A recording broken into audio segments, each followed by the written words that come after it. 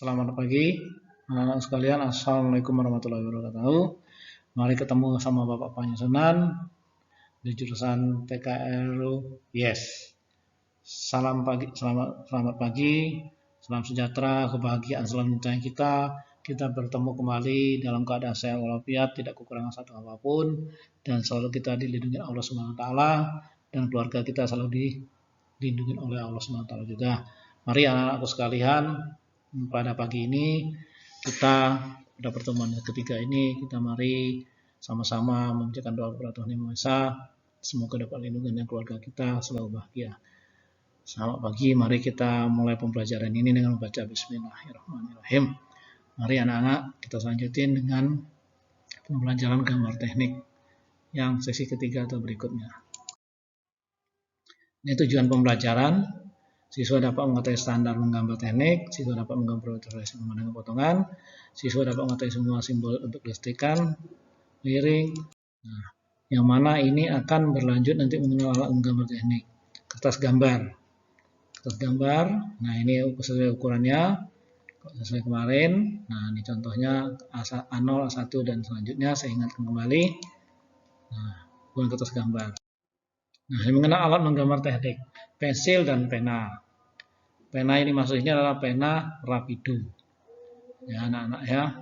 Mari kita ikutin lagi mengenal menggambar. Nah ini jangka. Jangan lupa jangka disiapin juga, harus mengetahui. Terus penggaris yang segitiga dan penggaris siku. Ya.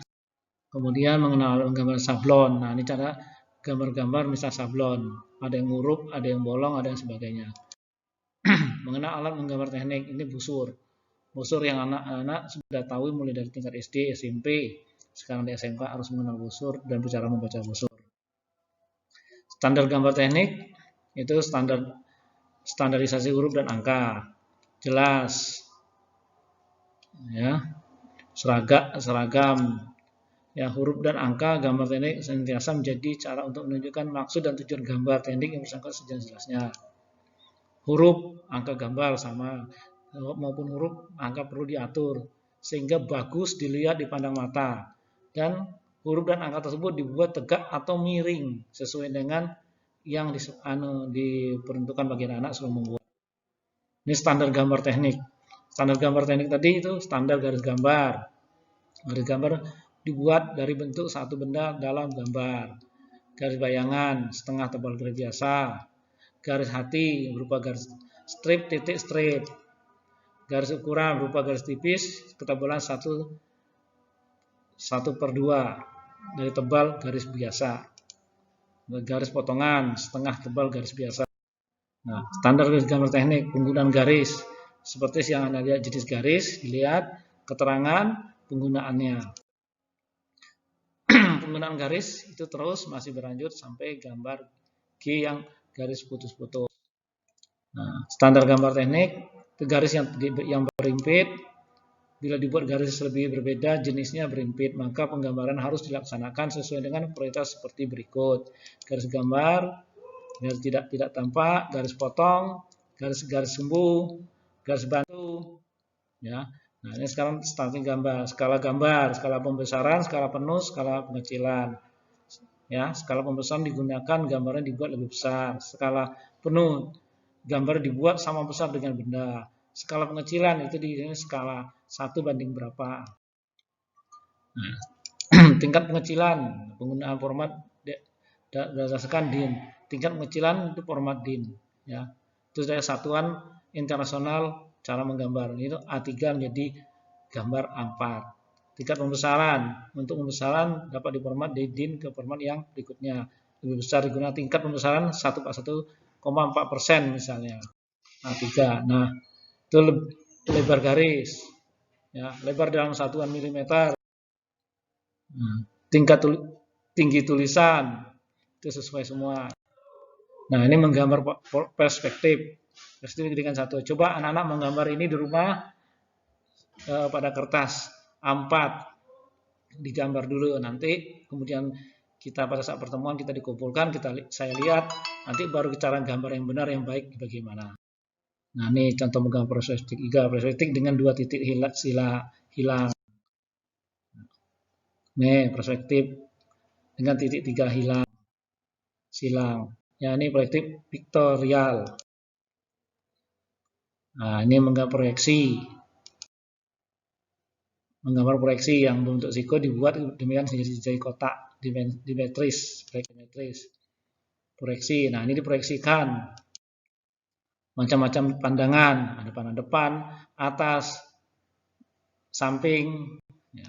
Nah, pandangan proyeksi Eropa ini, ya, bentuknya demikian. Proyeksi Amerika demikian. Digambar kemudian dicoba dilihat dari samping, yang mana ABC itu gambar pandangan atas,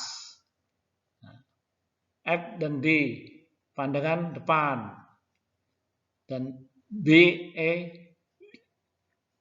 itu pandangan samping.